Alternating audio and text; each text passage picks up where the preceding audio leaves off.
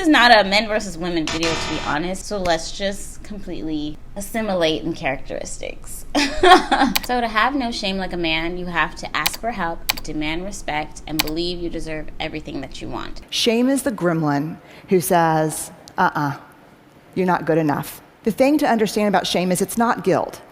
Shame is a focus on self. Guilt is a focus on behavior. Shame is I am bad. Guilt is I did something bad. Shame is highly, highly correlated with addiction, depression, violence, aggression, bullying, suicide, eating disorders. Shame for women is this web of unattainable, conflicting, competing expectations about who we're supposed to be. For men, shame is not a bunch of competing, conflicting expectations. Shame is one. Do not be perceived as what? Weak. How many of you, honestly, when you're thinking about doing something vulnerable or saying something vulnerable, think, God, vulnerability is weakness, this is weakness? How many of you think of vulnerability and weakness synonymously? The majority of people. And that myth is profoundly dangerous. Vulnerability is our most accurate measurement of courage. If we're going to find our way back to each other, vulnerability is going to be that path. What I've noticed about men and shame is that they don't have any. It's really easy, especially in a patriarchal society, for men to have confidence to be built up. But what if society doesn't necessarily lift you up? Instead, they kind of mold you into being the nurturer or the people pleaser or these type of roles that don't necessarily get you where you want to be. I notice when I text a man, it could be 1 hour, 2 hours, 15 hours later. It is very rare that a man will be like, well, where were you? Why did you text me? Why didn't you text me back so quickly? The thing about men is that they don't care as long as you're responding. What does Drake say? Call me crazy, shit, at least you calling. We gotta have that mindset. In order to have no shame like a man, you have to ask for help, demand respect, and believe you deserve everything that you want. Asking for help, I know, is throwing you through a loop, but if you really think about it, every successful man has a successful woman by his side, or even more successful woman by his side. Your spouse plays such a huge role in your success, but that's a video for another time. For example, I work in corporate America, right? I work with both men and women in a higher up role, and the women would always kind of second guess or hesitate to ask for help, or they wouldn't necessarily be open to having someone else help them, versus men, the men that I work with, in a heartbeat, they'll ask me to do something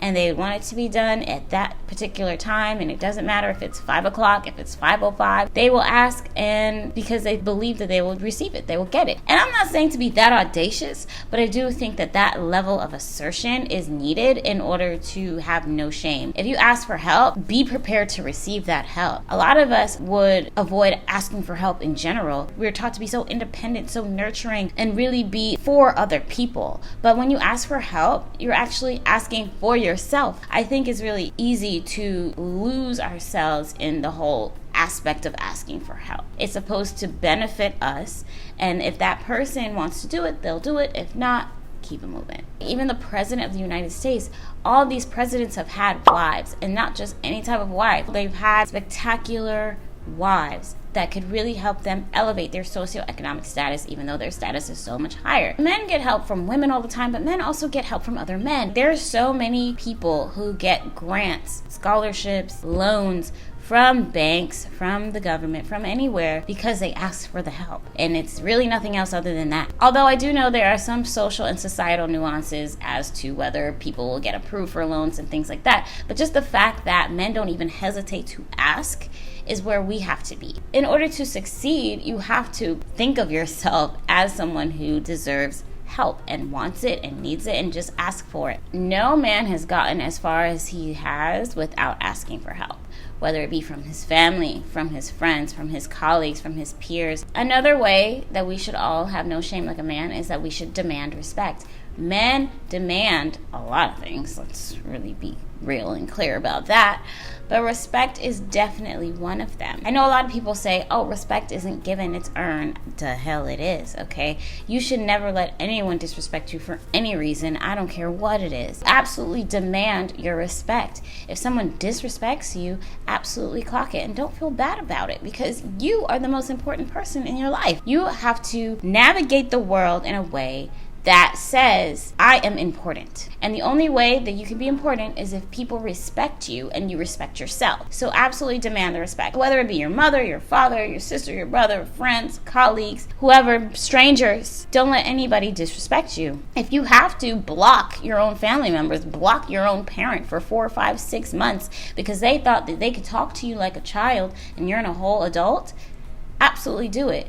Don't play about your respect. If your boss thinks that they could be unprofessional towards you because maybe you're lower than them in like the ranking of the corporate ladder, absolutely say something, because you don't deserve that. We live in a society where, especially feminine energies, we are taught to be quiet. We're taught to just be docile and smooth and subtle with everything, and you absolutely do not have to do that. But you don't have to do it brutally. If you want to know what I'm talking about, you could watch my Stop Giving Your Power Away video. But I'm telling you right now, respect is everything. If people don't respect you, you won't get far. And it won't take much. All you got to do is believe in yourself.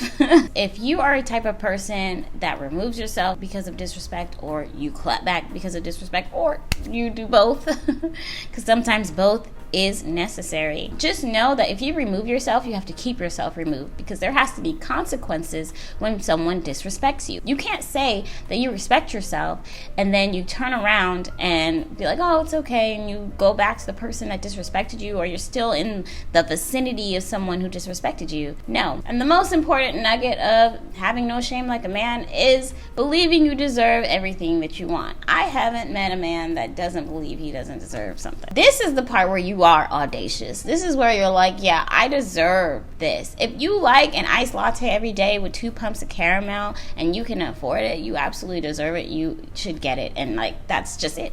That's that on that. There doesn't have to be this grandiose meaning or reason behind why you feel like you deserve something. You are able now. You are worthy now. You're not worthy when you get the promotion. You're not worthy when you get X amount of money. You're not worthy when you find love. No. You're worthy now, whatever it is that you want. All you got to do is go after your dreams, your aspirations, your goals, and just have tunnel vision on what exactly it is that you want. And then figure out, okay, do I need help with this or do I not need help with this? Where can I start from here? Where can I not start from here? But what you shouldn't do is be like, oh, that's too hard. That's too far. I can't, won't. All these types of vocabulary words are going to push you back. They're going to make you feel like you can't do it. Because our words are spells. I don't know if you guys believe in spirituality, but if you say you can't do something, then you're not going to do it. It's a self-fulfilling prophecy. There you go with psychology. Whatever you believe is what's going to happen. If you believe that you're going to be married with children to the love of your life, and you guys are going to build an empire together, and you're going to have great businesses together, and you're going to have this